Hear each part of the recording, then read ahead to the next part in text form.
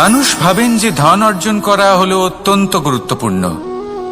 তিনি আজীবন ধন অর্জন করতে থাকেন, ধন অর্জন করার চেষ্টা করতে থাকেন। সে যাই হয়ে যাক না কেন, পরিশ্রম করতে থাকেন। স্বাস্থ্যের দিকে নজর দেন না, না উচিত সময় খাবার খান, না উচিত সময় ঘুমোতে যান, না পর্যাপ্ত সময় পর্যন্ত ঘুমন, কিছুই না। ধন অর্জন করতেই থাকেন, করতেই থাকেন। আর কিছু সময় পরে যখন তিনি অসংখ্য ধন লাভ করে ফেলেন, তখন তার সাথে ওনার শরীরে অনেক রোগ বাসা বাঁধে। এইসব রোগের উপচার করতে করতে সেই সমস্ত ধন যা উনি অর্জন করেছেন তা তিনি ব্যয় করে ফেলেন। শেষ পর্যন্ত কি হয়? আমরা যেভাবে এসেছি ঠিক সেইভাবেই ফিরে যাই, ধন এখানেই থেকে যায়। দেখুন, একটা অত্যন্ত গুরুত্বপূর্ণ কথা রয়েছে যে আপনার বোঝা উচিত। এই যে ধন, তার ব্যবহার করুন জীবনকে আরো ভালো করে তোলার জন্য। ধনের সদ্ব্যবহার করা উচিত, এমন যেন না হয় এই ধন আপনাকে ভোগ করে ফেলে। এই জীবনকে নিশ্চিত রূপে আরো শ্রেষ্ঠ করে তুলুন। কিন্তু এই ধন অর্জন করার এই প্রক্রিয়াতে নিজের সারা জীবনকে নষ্ট করে ফেলবেন না। এই জীবন উপভোগ করতে শিখুন, আর আমার সাথে ভালোবেসে বলুন, রাধা রাধা।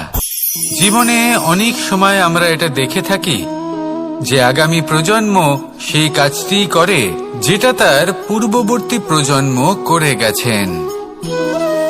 একটা উদাহরণ দিই তাহলে দেখুন, একদিকে আছে মাতা পিতা যারা আজীবন সংঘর্ষ করেছেন ধন অর্জন করার জন্য। তারপর তারই সন্তান তার সাথেই লড়াই করে তার থেকে সমস্ত সম্পত্তি ছিনিয়ে নিল। তারপরে যত সময় অতিবাহিত হয় সেই সন্তানের সাথেও সেই একই ক্রিয়া ঘটতে থাকে। তার সন্তান তার সমস্ত সম্পত্তি ছিনিয়ে নেয়। তাহলে এমন কি সঞ্চয় করবেন যা পরবর্তী প্রজন্মকে দিয়ে যেতে পারেন, সেই বিষয়ে ভাবুন। ভেবে দেখুন, এই যে ধন সঞ্চয় আপনি করছেন এর আসলে লাভ কি? অবশ্যই আবশ্যক, কিন্তু এটাই কি শুধু সবথেকে গুরুত্বপূর্ণ বিষয় যেখানে আপনি জানেন যে আপনি এই সম্পত্তি ভোগ করতে পারবেন না, কারণ এই সমস্ত সম্পত্তি আপনাকে পরবর্তী প্রজন্মের হাতে সঁপে দিতে হবে। তাহলে ধন সঞ্চয় করুন, কিন্তু এমন একটা সম্পত্তি কেন সঞ্চয় করা উচিত নয় যার উপভোগও আপনি করতে পারবেন, পরবর্তী প্রজন্মকেও দিয়ে যেতে পারবেন, আর মতভেদও হবে না। এমন সম্পত্তি আছে, আর এই সম্পত্তি হলো প্রেম। যদি আপনার মনে কোনো কিছু সঞ্চয় করার বাসনা জেগে ওঠে, তাহলে প্রেম সঞ্চয় করুন। সেটা পরবর্তী প্রজন্মও পাবে এবং সেই প্রজন্ম ভবিষ্যতে ভালোবাসা ছড়াতে থাকবে। আর তখন এই মন সুপ্রসন্ন হয়ে বলবে, রাধা রাধা। মানুষের মধ্যে একটা বিচিত্র প্রবৃত্তি থাকে, অন্য সকলের বিষয়ে, তাদের জীবনের বিষয়ে, তাদের ব্যক্তিত্বের বিষয়ে, তাদের ভবিষ্যতের বিষয়ে অনুমান করা। এটা হলো অনুচিত। কারোর অতীতকালকে দেখে লোকে ভবিষ্যৎ বলে দিতে পারেন, বর্তমানকে দেখে ভবিষ্যতের বিষয়ে অনুমান করে ফেলেন। উদাহরণ দিতে হলে বলবো, কোনো দাসকে দেখুন, ওকে দেখে লোকে বলে যে ওর ভবিষ্যৎ সেটাই হতে পারে, অনুমান করে ফেলেন। আর এই রাজাকে দেখুন, উনি তো কত সুখী হবেন, উনি তো জগতের সব থেকে অধিক সুখী মানুষ, কত সুখ সুবিধা আছে ওনার কাছে, ধারণা করে ফেলেন। তবে সত্য তো এটাই যে কারোর ব্যক্তিত্বের বিষয়ে, তাদের ভবিষ্যতের বিষয়ে আপনি পূর্ণ সত্য কখনোই বলতে পারবেন না, শুধু অনুমান করতে পারবেন। আর এই অনুমান করে সত্যি কোনো লাভ হয় না, কারণ এই কাল সেটা হলো অত্যন্ত শক্তিশালী। কালো থেকে কালোতর কয়লাকেও হিরেতে পরিণত করতে পারে, অনেক বড় বড় রাজাকেও বিদূষক বানিয়ে ফেলতে পারে এক মুহূর্তেই। তাহলে আপনি অনুমান করে কি লাভ? কি পেলেন অনুমান করে?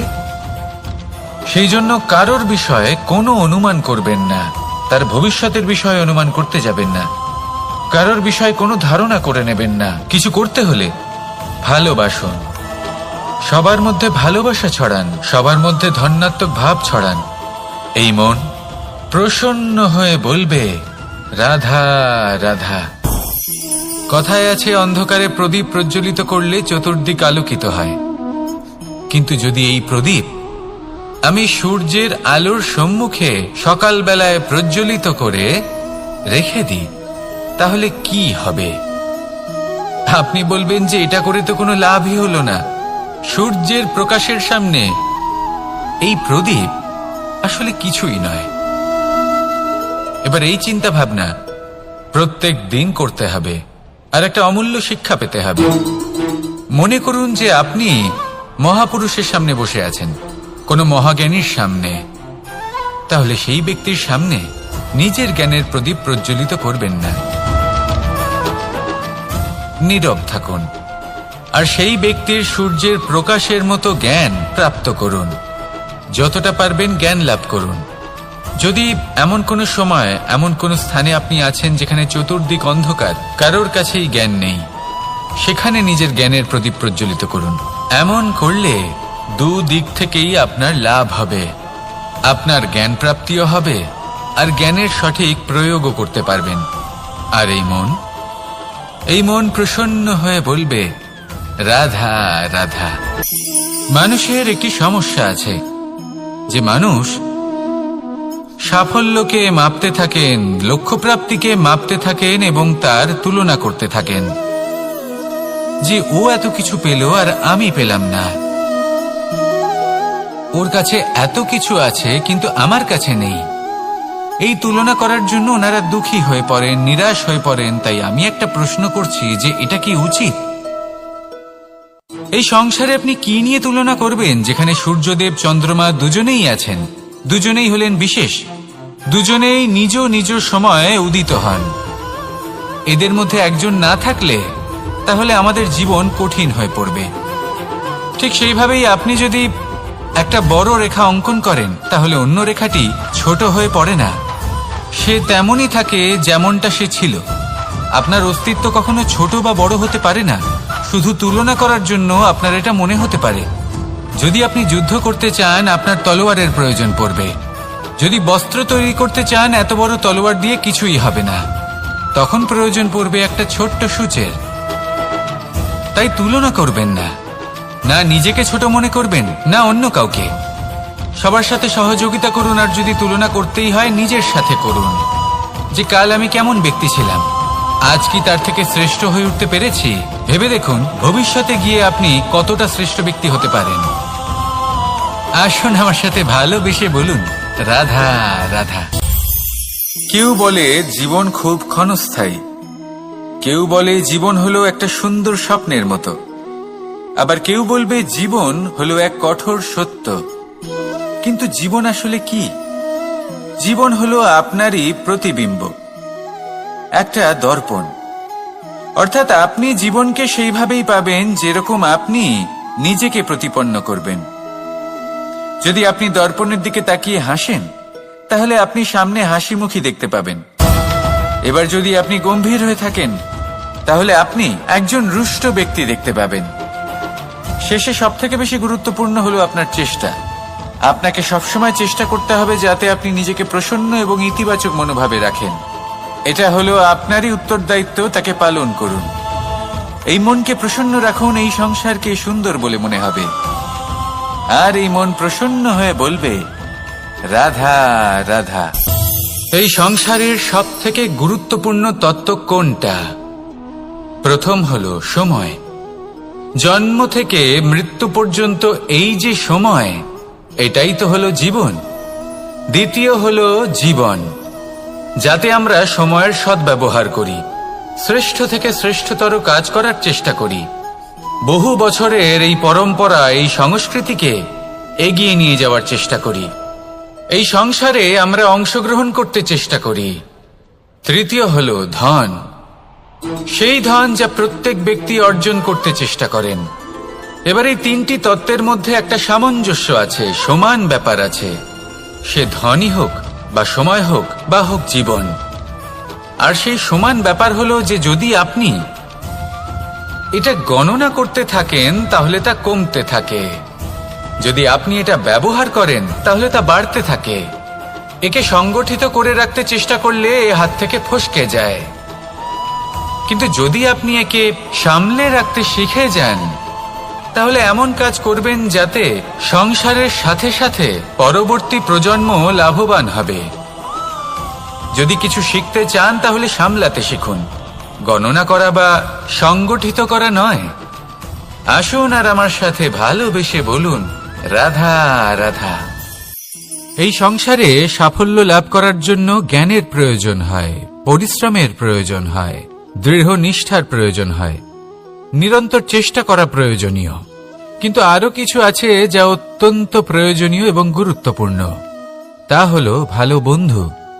তাদের থাকা অত্যন্ত প্রয়োজনীয়। যদি ভালো বন্ধু থাকে তাহলে সময় এলে তারা ঢাল হয়ে আপনাকে সুরক্ষা করবেন। সময় এলে অস্ত্রের মতো শত্রুকে সংহারও করবেন। যদি তিনি জ্ঞানী হন, তাদের মধ্যে সদ্গুণ থাকে, তাহলে এই সব গুণ আপনার মধ্যেও প্রবেশ করবে। তাহলে সাফল্যের জন্য ভালো বন্ধু পাওয়া অত্যন্ত প্রয়োজনীয়। কিন্তু শুধু বন্ধু কেন, ভালো শত্রুও থাকা প্রয়োজনীয়। এবার আপনি ভাববেন, আমি কি বললাম? যদি আপনার জীবনেও ভালো অর্থাৎ শক্তিশালী শত্রু থাকে, তাহলে আপনিও শক্তিশালী হতে থাকবেন। এই শত্রু আপনাকে প্রেরিত করবে আরো বেশি শক্তিশালী হয়ে ওঠার। কখনো কোনো হরিণকে দেখুন, তীব্র গতিতে দৌড়তে থাকে। কেন তীব্র গতিতে দৌড়য়? এই কারণে নয় যে কোথাও তার জন্য মধুর ঘাস অপেক্ষা করে রয়েছে, না। সে এই কারণে তীব্র গতিতে দৌড়য় কারণ সেটা না করলে তার পেছনে একটি সিংহ আছে যে ওকে নিজের ভোজন করে ফেলবে। তাই জীবনে বিপদ, সংকট, এই সবকিছুও হলো অত্যন্ত গুরুত্বপূর্ণ। তার সম্মুখীন হতে শিখুন আর আমার সাথে ভালোবেসে বলুন, রাধা রাধা। পুরুষার্থ। শাস্ত্রে 4 ধরনের পুরুষার্থের কথা বলা হয়েছে। প্রথম হলো ধর্ম। আপনি কি জানেন এই ধর্ম আসলে কি? আপনার কি মনে হয় ধর্ম আসলে কি? কোনো বিশেষ ঈশ্বরকে মানাই কি ধর্ম বলা হয়? নাকি কোনো বিশেষ রীতি পালন করাই হলো ধর্ম? নাকি কোনো বিশেষ সাহিত্যকে সর্বশ্রেষ্ঠ মনে করাই হলো ধর্ম? না, ধর্ম হলো সেটা যাকে ধারণ করা যেতে পারে। আর ধারণ শুধু সেটাই করা যায় যা পবিত্র। পবিত্র শুধু তাকেই বলা হয় যা নিঃস্বার্থ, যার মধ্যে শাসন করার কোনো ইচ্ছে নেই, যা সরলভাবেই প্রবাহমান, জল এবং বায়ুর মতো। যখন কোনো ব্যক্তি ধর্মকে ধারণ করেন এবং সেই ধর্ম সেই ব্যক্তিকে রক্ষা করে, তখন তাকে ধর্ম বলা হয়। ধর্ম যা রক্ষা করে অহংকার থেকে, খারাপ চিন্তার হাত থেকে। সেই জন্য পুরুষার্থ গড়ে তোলার আগে, ধর্ম পালন করার আগে ধর্মের প্রকৃত অর্থ কি সেটা বুঝে নিন। এটা জেনে রাখুন যে সমস্ত ধর্মের আধার, সমস্ত ধর্মের ভিত শুধুমাত্র ভালোবাসা। আসুন আর এই ভালোবাসার সাথেই বলুন, রাধা রাধা। কখনো কোনো বাগানের কোনো বৃক্ষকে দেখেছেন যেখানে সুগন্ধি ফুল থাকে, রসালো ফল থাকে? তখন মন প্রফুল্ল হয়ে ওঠে, মন থেকে সেই বৃক্ষের প্রতি ভালোবাসা জন্মায়। কিন্তু যিনি বাগানের মালিক, শুধুমাত্র তিনিই জানেন যে কিভাবে এই বৃক্ষকে আগলে রাখতে হয়, কিভাবে তার পরিচর্যা করলে এতে সুন্দর সুগন্ধি ফুল হবে, রসালো ফল হবে।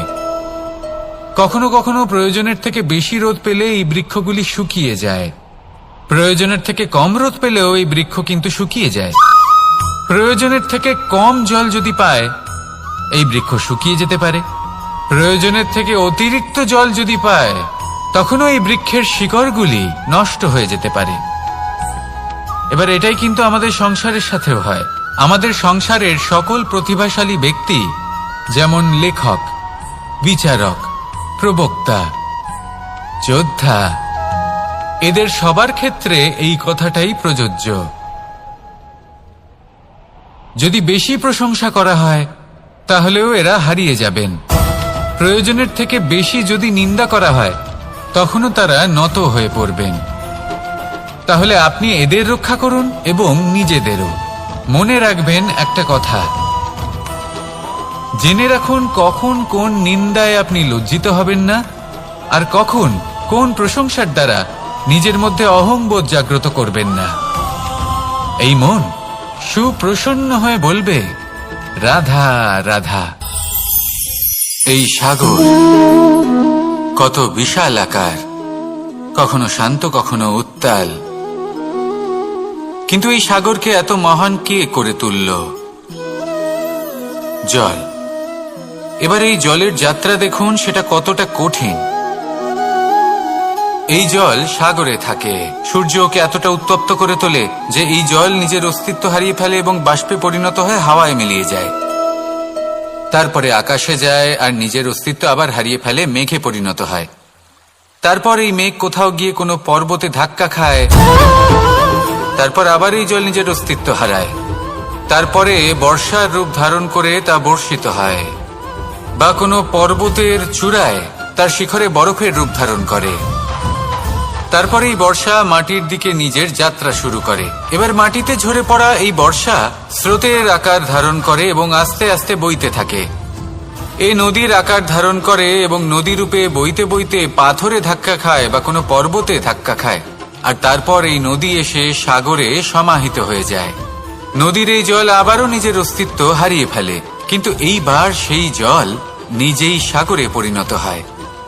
এটা আমাদের সকলের জন্য একটা শিক্ষা যে এই সংসারে জীবন এবং সময়ের হলো এক অনন্ত যাত্রা। এই সংসারে যা কিছু আছে তার সূত্রপাত কোথাও একটা হবেই। সেই জন্য মৃত্যু এবং সমাপ্তির চিন্তা ত্যাগ করে দিন, আর যে সূত্রপাত আপনি লাভ করছেন তার আনন্দ উপভোগ করুন। ভেবে দেখুন আপনি কিভাবে শ্রেষ্ঠ কর্ম করতে পারেন যাতে এই সংসার এবং এই সমাজ, এই দুইয়ের মঙ্গল সম্ভব। আসুন আমার সাথে ভালোবেসে বলুন, রাধা রাধা। একটি নৌকা বিশাল একটি সাগরে ভেসে চলে, কখনো যাত্রীদের বা কখনো বিশাল বস্তুকে নিজের সাথে বহন করে নিয়ে চলে, এক স্থান থেকে অন্য স্থানে পৌঁছে দেয়। এই নৌকা কখনো সাগরে আটকে পড়ে বা কখনো ডুবে যেতেও পারে, কিন্তু এই নৌকা তখন ডুবে যায় না যখন এর আশেপাশে অধিক মাত্রায় জল থাকে। এটা তখন ডুবে যায় যখন ও নিজের আশেপাশের থাকা জলকে নিজের ভেতরে প্রবেশ করতে দেয়। যখন আস্তে আস্তে এই জল প্রবেশ করতে থাকে, নৌকা ভারী হতে থাকে আর আস্তে আস্তে ডুবে যায়। এটা আমাদের কাছে একটা শিক্ষা। হতেই পারে আমাদের এই সংসারে, আমাদের জীবনে আশেপাশে অনেক বেশি মাত্রায় নেতিবাচক শক্তি থাকবে, ঈর্ষা থাকবে, বিদ্বেষ, ঘৃণা বা ভয় থাকবে, কিন্তু মনের এই নৌকা শুধু তখনই ডুববে যখন আপনি এই নেতিবাচক শক্তিকে নিজের ভেতরে প্রবেশ করতে দেবেন। মনে রাখবেন, এই নেতিবাচক শক্তিকে কখনো নিজের মনে প্রবেশ করতে দেবেন না। প্রবেশ করলেও তাহলে যেন সে সেখানে কোনো স্থান না পায়। শুধু এই বিষয়টা খেয়াল রাখলে আপনার মনের এই নৌকা জীবনের এই সাগরে সব সময় ভেসে থাকবে, আর এই মন প্রসন্ন হয়ে বলবে, রাধা রাধা। যত শক্তিশালী এই মন, তত শক্তিশালী এই শরীরও। এই যে আমাদের শরীর, এটা আসলে কি? এ হলো একটা রথের মতো, আর একটা রথ ততক্ষণ চলতে পারবে না যতক্ষণ না তাকে কোনো সারথি চালাবে। এই মন হলো শরীরের সারথি। এবার ভাবুন, যদি এই সারথি শক্তিহীন হয়, দুর্বল হয়, তাহলে এই রথের কি হবে? এটা উচিত পথে চলতে পারবে না, উচিত গতিতে চলতে পারবে না, মন মতো স্থানে এটা পৌঁছতেও পারবে না। সেই জন্য মনের শক্তি অত্যন্ত প্রয়োজনীয়। এবার মনের শক্তি আমরা কোথা থেকে লাভ করি? দৃঢ়তার শক্তি থেকে। এবার এই শক্তি আমরা কিভাবে বাড়াতে পারি? আমরা প্রতিদিন কিছু নতুন স্থির করি, কিছু ছোট কিছু বড়, আর যেই আমরা নতুন কিছু পূর্ণ করি, আমাদের মনের শক্তি বেড়ে যায়। আর যদি পূর্ণ না করতে পারি, মনের শক্তি কমে যায়। একটা দেওয়ালের মতো ছোট ছোট ছোট ছোট শিলা আমরা একটার পর একটা স্থাপন করে একটা দেওয়াল তৈরি করি। এতগুলো পাথর যখন একত্রিত হয়ে যায়, তখন এমন এক দেওয়াল তৈরি হয় যাকে ভাঙা প্রায় অসম্ভব হয়ে দাঁড়ায়। সেরকমই হয় মন এবং দৃঢ়তা। ছোট ছোট কাজ করে নিজের লক্ষ্য পূর্ণ করুন। এই লক্ষ্য যদি পূর্ণ হয় তবে মনের শক্তি বাড়বে। কিছুটা এইভাবে যে যত বড়ই বিপদ আসুক না কেন, সেই বিপদ নিজে হার মেনে নেবে, কিন্তু আপনার মন ততটাই শক্তিশালী থাকবে। তাই মনের শক্তি বাড়াতে থাকুন, যাতে আপনি উচিত পথে চলতে পারেন, উচিত গতিতে চলেন আর মনোবাঞ্ছিত স্থানে পৌঁছতে পারেন। তবেই এই মন প্রসন্ন হয়ে বলবে, রাধা রাধা। ওমা, এ কি? আমি কখন থেকে এখানে অপেক্ষা করছি, হাত পেতে দাঁড়িয়ে রয়েছি যাতে একটা ফল আমার হাতে এসে পড়ে এবং সেটা আমি খেতে পারি। কখন থেকে অপেক্ষা করছি, কিন্তু সেটা হচ্ছেই না। এবার আপনি বলবেন যে এসব কি বলছি, এ কি অদ্ভুত কথা বলছি। যদি ফল খেতে হয় তাহলে আমাকে বৃক্ষে চড়তে হবে, ফলের কাছে পৌঁছতে হবে, তবেই তো ফল পাবো। এবার এটা অত্যন্ত সহজ ব্যাপার, কিন্তু এই বিষয়টা আপনি নিজের জীবনের প্রসঙ্গে ভেবে দেখুন। লক্ষ্য কোথায় আছে আপনি জানেন, সেই লক্ষ্যে পৌঁছানোর পথ কি সেটাও আপনি জানেন, সেই পথে চলার ক্ষমতাও আপনার রয়েছে, কিন্তু তাও আপনি নিজের লক্ষ্য লাভ করতে পারছেন না। কেন? কারণ আপনি অপেক্ষা করছেন যে লক্ষ্য আপনার সামনে চলে আসবে, কিন্তু তা হয় না। লক্ষ্য সে যাই হোক না কেন, ধন হোক, প্রেম হোক, কোনো সম্মান হোক বা মোক্ষ হোক, যদি আপনি তার দিকে অগ্রসর না হন তাহলে ফল প্রাপ্তি অসম্ভব ব্যাপার, তা কোনোদিনই হবে না। সেই জন্য আপনার চোখের সামনে আপনি যদি নিজের লক্ষ্যকে দেখতে পান তাহলে উঠুন এবং সেই দিকে অগ্রসর হতে শুরু করুন। নিজের অন্তরের সকল অশুভ গুণ দূর করুন, অলসতা ত্যাগ করুন, অজ্ঞানতা ত্যাগ করে দিন এবং চলতে থাকুন। অবশ্যই মনোবাঞ্ছিত ফল লাভ করতে পারবেন। মনে রাখবেন, চলতে থাকলে তবেই লক্ষ্য প্রাপ্তি হবে। অপেক্ষার দ্বারা শুধুমাত্র মৃত্যু লাভ হবে।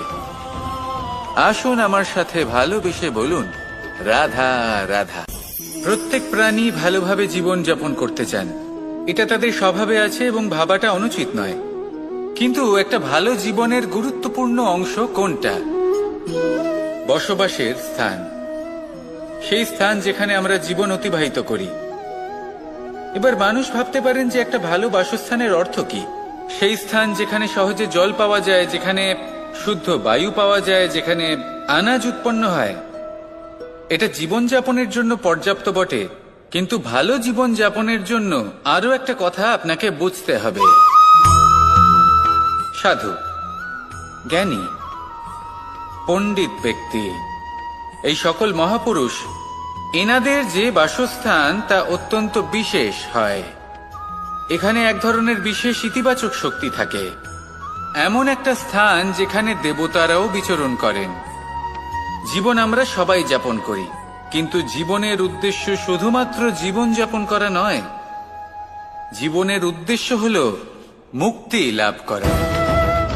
আর এই সকল সাধু, জ্ঞানী, পণ্ডিত ব্যক্তি, এই সকল মহাপুরুষ আপনাকে মুক্তির পথে নিয়ে যেতে পারেন, কারণ এরা হলেন সেই মহাপুরুষ যারা নিজেদের অন্তরের বিকার, অহংকার, ক্রোধ, বিদ্বেষ, এই সকল দোষগুলিকে ত্যাগ করেছেন, এদের উপর বিজয় লাভ করেছেন।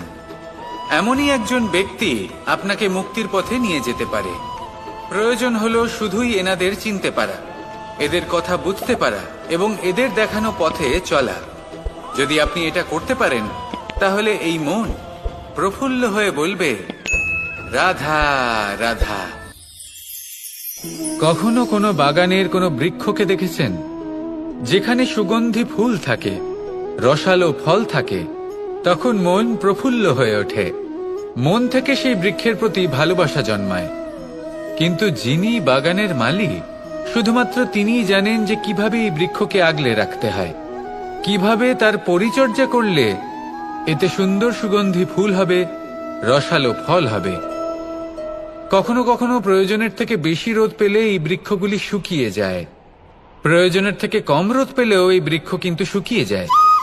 প্রয়োজনের থেকে কম জল যদি পায় এই বৃক্ষ শুকিয়ে যেতে পারে, প্রয়োজনের থেকে অতিরিক্ত জল যদি পায় তখনও এই বৃক্ষের শিকড়গুলি নষ্ট হয়ে যেতে পারে। এবার এটাই কিন্তু আমাদের সংসারের সাথেও হয়। আমাদের সংসারের সকল প্রতিভাশালী ব্যক্তি, যেমন লেখক, বিচারক, প্রবক্তা, যোদ্ধা, এদের সবার ক্ষেত্রে এই কথাটাই প্রযোজ্য। যদি বেশি প্রশংসা করা হয় তাহলেও এরা হারিয়ে যাবেন। প্রয়োজনের থেকে বেশি যদি নিন্দা করা হয় তখনও তারা নত হয়ে পড়বেন। তাহলে আপনি এদের রক্ষা করুন এবং নিজেদেরও। মনে রাখবেন একটা কথা, জেনে রাখুন কখন কোন নিন্দায় আপনি লজ্জিত হবেন না, আর কখন কোন প্রশংসার দ্বারা নিজের মধ্যে অহংবোধ জাগ্রত করবেন না। এই মন সুপ্রসন্ন হয়ে বলবে, রাধা রাধা। জল এ হলো জীবনের আধার পঞ্চতত্ত্বের মধ্যে একটি, আর অত্যন্ত বিশেষ। এর থেকে অনেক বড় শিক্ষা পাওয়া যায়। এই জল গন্তব্যের বিষয়ে এর স্পষ্ট ধারণা আছে। ও জানে ওর লক্ষ্য কি, আর প্রয়াস করে ততদূর সে পৌঁছেও যায়। এটি পর্বত থেকে বয়ে নিচে নেমে আসে, নদীর সাথে সমাহিত হয়ে তার সাথে বয়ে চলে, চিরসবুজ বনানী গড়ে তোলে, প্রাণীদের তৃষ্ণা নিবারণ করে, সামনে এগিয়ে চলে, মানুষের সাথে মিলিত হয়। যারা একে বাঁধের মধ্যে বেঁধে রাখতে চেষ্টা করে সে বন্দি দশাতেও থেকে যায়, মানুষের কল্যাণ করে।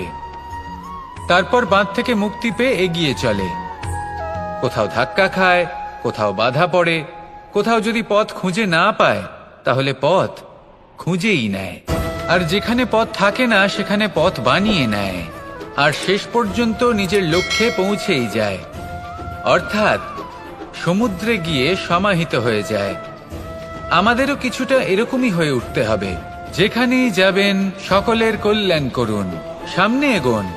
আপনি কোথাও পড়ে গেলে, ধাক্কা খেলে আঘাত লাগবেই, উত্থান পতন লেগেই থাকে। সামনে এগোতে থাকুন।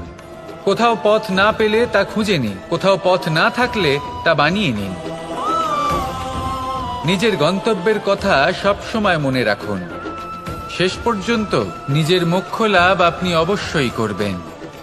আর আমার সাথে ভালোবেসে বলুন, রাধা রাধা।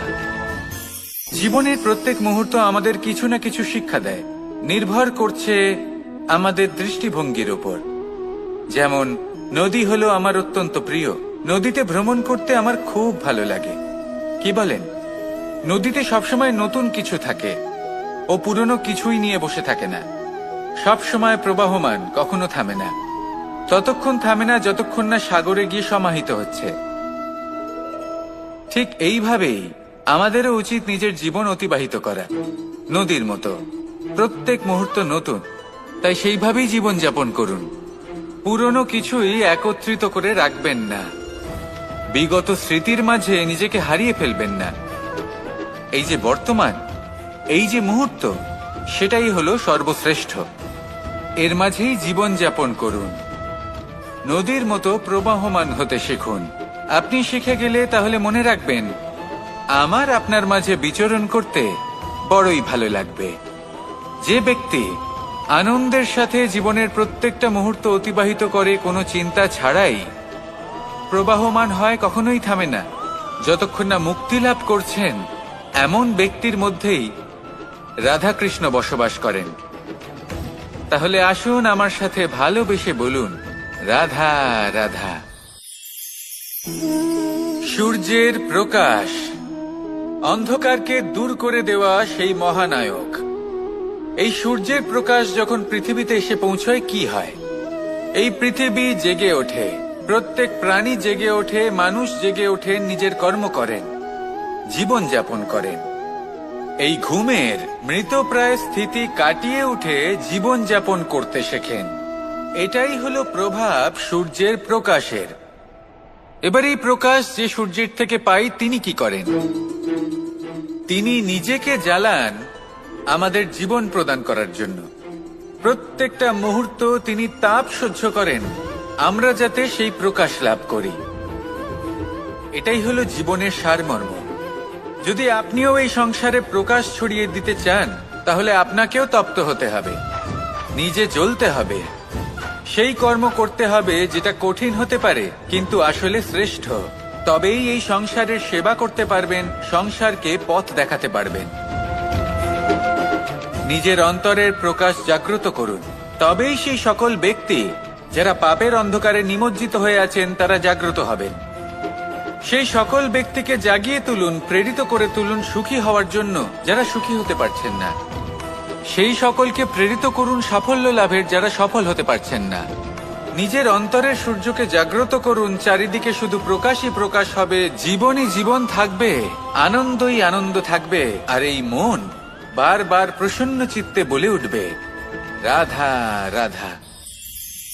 আজ আমরা দুই ধরনের ব্যক্তির বিষয়ে কথা বলবো। প্রথম জন হলেন যে প্রয়োজনের থেকে অনেক বেশি পরিমাণ ধন উপার্জন করে থাকেন। তার কাছে ততটা ধন থাকে যতটা তার প্রয়োজনও নেই, তারপরেও আরো ধন উপার্জন করতে চেষ্টা করতে থাকেন। সকল সম্ভব চেষ্টা করেন, সকল সম্ভব কর্ম করেন, তা সে উচিত কর্ম হোক বা অনুচিত, তাতে তাদের কিছুই যায় আসে না। তারা শুধুই এই সংসারের সকল সুখ ভোগ করতে চান, সকল স্বাচ্ছন্দ্য লাভ করতে চান। আজীবন তারা প্রচেষ্টাই করতে থাকেন। এবার এই করতে গিয়ে তারা ভারাক্রান্ত হয়ে সমস্যার সম্মুখীন হন। এনাদের সমগ্র জীবন এই চেষ্টাতেই চলে যায়, জীবন যাপন করার বদলে। অন্যদিকে আরেকজন ব্যক্তি যিনি জানেন তার প্রয়োজন কতটুকু, আর শুধুমাত্র সেই পরিমাণ ধন অর্জন করেন, তার থেকে বেশি একটুও নয়।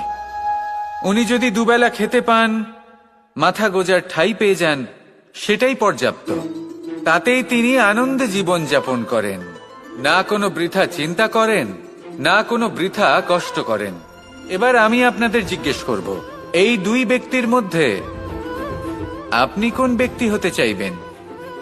বেশিরভাগ মানুষ এটাই বলবেন যে আমরা সেই দ্বিতীয় মানুষ হতে চাই যারা সন্তুষ্ট। কিন্তু যদি মন দিয়ে দেখেন, আপনিও সেই কর্মই করছেন যা প্রথম ব্যক্তি করেন। আপনারা সবসময় চেষ্টা করে চলেছেন, এটাও লাভ করতে হবে, ওটাও লাভ করতে হবে, আমার এটারও প্রয়োজন, ওটারও প্রয়োজন। আপনি অনেক কিছু লাভ করেছেন, কিন্তু প্রশ্ন এটাই যে আপনার কি সেই সবকিছুর প্রয়োজন রয়েছে? এর উত্তর আপনার অন্তর মনে রয়েছে। আপনার মন জানে যে আপনার প্রয়োজন কতটুকু। সেখানে গিয়ে দেখুন।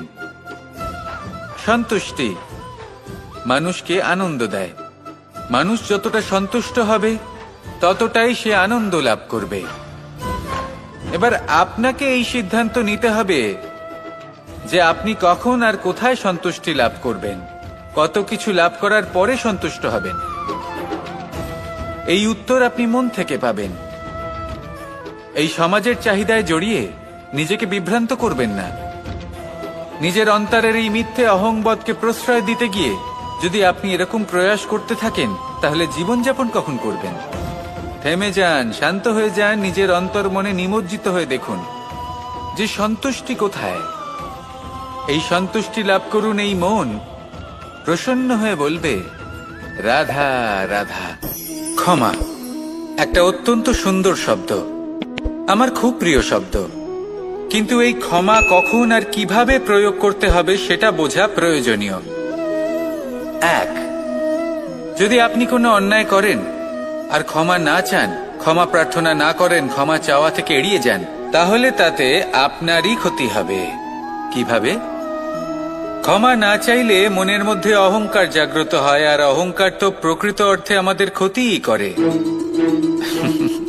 দুই, কেউ যদি অপরাধ করেন, আপনার থেকে ক্ষমা না চান, তাহলে তাকে ক্ষমা করবেন না। ক্ষমা হলো অত্যন্ত অমূল্য, আর না চাইতেই কাউকে ক্ষমা দান করা এটা উচিত নয়।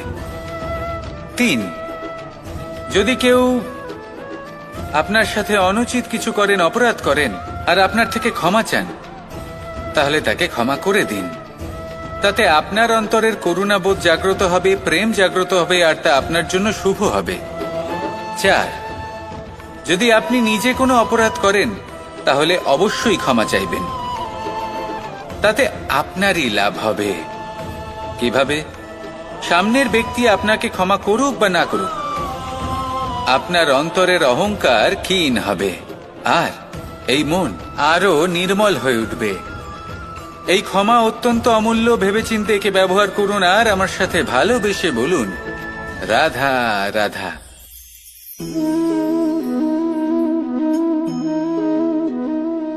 ভোজনের দ্বারাই শরীর পুষ্টি লাভ করে। ছোটবেলা থেকে আজ পর্যন্ত যাই আপনার ভোজন হয়ে থাকুক, যাই আপনার আহার হয়ে থাকুক, সেই অনুসারেই আপনার শরীর গঠিত হয়েছে। এই ভোজন অত্যন্ত গুরুত্বপূর্ণ, সেজন্য এর প্রত্যেক অংশকে বোঝা খুব আবশ্যক। প্রথম অংশ, যে আমরা কি গ্রহণ করছি, এই ভোজন কোন স্থান থেকে আসছে সেটা বুঝুন। দ্বিতীয় অংশ, ভোজন কে বানাচ্ছেন। এই ভোজন সর্বশ্রেষ্ঠ তখনই হয় যখন মাতার হাতে তৈরি করা ভোজন হয়। কিন্তু যদি মাতার তৈরি করা ভোজন আপনি প্রাপ্ত নাও করতে পারেন, তাহলে সেই ব্যক্তির ভোজন তৈরি করা উচিত যিনি সাত্ত্বিক। তৃতীয় অংশ, কোন স্থানে আপনি ভোজন গ্রহণ করছেন। যে স্থানে আপনি ভোজন গ্রহণ করছেন তা সাত্ত্বিক হওয়া উচিত। তাহলে অত্যন্ত গুরুত্বপূর্ণ। এবং চতুর্থ সবথেকে গুরুত্বপূর্ণ অংশ, তা হলো এই ভোজন আপনি যার দ্বারা প্রাপ্ত করেছেন, যেখান থেকে প্রাপ্ত করেছেন, যে স্থানে বসে আপনি ভোজন গ্রহণ করছেন তার প্রতি কৃতজ্ঞতা প্রকাশ করুন এবং ভোজন পূর্ণরূপে সমাপ্ত করুন। তবেই এই ভোজন আপনাকে সুখী জীবন দান করবে, সুস্থ শরীর দেবে, আর এই মন তা সুপ্রসন্ন হয়ে বলবে, রাধা রাধা। আমি এখানে একা এই বনে বসে আছি, বাঁশি বাজাচ্ছি। কার জন্য? কে আছেন এখানে? কেউ নেই। আমার প্রজা, আমার রাজ্য, আমার পরিবার আমার থেকে অনেক দূরে আছেন। আমি এখানে একা এই বনে বসে এই আকাশের এই রঙের, গাছের এই সব ফলের, মাটির সুবাসের আনন্দ উপভোগ করছি। কেন? আমি হলাম দ্বারকাধীশ। এমন কি রাজকীয় বা ভৌতিক সুখ রয়েছে যে আমি ওখানে পেতে পারি না? সবকিছুই পেতে পারি, তাও এখানে বনে একা বসে আছি। কোন সুখ খুঁজে চলেছি? একা থাকার সুখ। আমরা প্রত্যেকদিন অনেক মানুষের সাথে, চিন্তাধারার সাথে, কর্মের সাথে, পরিস্থিতির সাথে, সুখ দুঃখের দ্বারা বেষ্টিত থাকি। জীবনের এই চক্রে আমরা জড়িয়ে পড়তে থাকি। যতই আমরা এই সমস্যার সমাধান করি, আমরা ততই এতে জড়িয়ে পড়ি। আমরা এতটাই জড়িয়ে পড়ি যে যখন আমরা আয়নায় নিজেদের দেখি, তখন আমরা নিজেদের চিনতেই পারি না। এমন মনে হয় যেন আমরা নিজেদের হারিয়ে ফেলেছি। সেই জন্য প্রত্যেক দিন আপনি কিছু সময় নিজের সাথে কাটান একান্তে। এটা অত্যন্ত আবশ্যক। নিজের অস্তিত্বের গভীরে গিয়ে দেখতে শিখুন, নিজেকে বুঝুন। অদ্ভুত শান্তির অনুভূতি হবে। যেমন এই বায়ু, এই বৃক্ষ, এই পুষ্প, এই নিসর্গ, এদের মতো আপনিও কখনো একলা হতে শিখুন। কখনো নিসর্গের একটা অংশ হয়ে দেখুন। এই মন প্রসন্ন হয়ে বলবে, রাধা রাধা। বাহ! পুষ্পের সুবাস আমার খুব ভালো লাগে। অত্যন্ত সুন্দর হয় এই পুষ্প। এইভাবে চারিদিকে পুষ্প দেখে মন আনন্দিত হয়ে ওঠে। এবার আপনারা ভেবে দেখুন, আমার চারিদিকে পুষ্প নয়, আগুন আছে। তাহলে কি হবে? আমার শরীর কি জ্বলে যাবে না? অবশ্যই জ্বলবে। শরীরকে কি আগুনের তাপ সহ্য করতে হবে না? অবশ্যই সহ্য করতে হবে। এটাই হলো প্রকৃতির নিয়ম।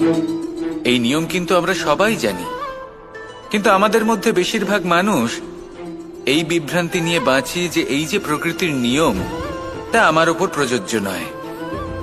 তা কিন্তু নয়। আমাদের চতুর্দিকে এই যে নিসর্গ রয়েছে, আমরা তার কতটা ক্ষতি করি সেটা একবার ভেবে দেখুন। আমরা বনাঞ্চল জ্বালিয়ে দিই, বায়ু দূষিত করি, জল দূষিত করি, প্রাণীদের হত্যা আমরা করি। কেন? এই নিসর্গ আমরা নষ্ট করি, যদিও আমরা জানি যে আমরাও হলাম এই নিসর্গেরই অংশ। এবার দেখুন, শরীরের কোনো অংশে যদি আগুন ধরান, আস্তে আস্তে সমস্ত শরীরও জ্বলে যাবে। সেইভাবেই নিসর্গ যদি নষ্ট হয়ে যায়, তাহলে মনুষ্য জাতিও নষ্ট হয়ে যাবে। তাই এই যে নিসর্গ আপনি দেখছেন, এই পুষ্প, এই বৃক্ষ, বায়ু, জল, এদের সকলকে রক্ষা করুন, নষ্ট নয়। মনে রাখবেন, যদি নিসর্গ থাকে মানুষ থাকবে, যদি নিসর্গ থাকে তাহলেই জীবন থাকবে। আসুন আমার সাথে ভালোবেসে বলুন, রাধা রাধা।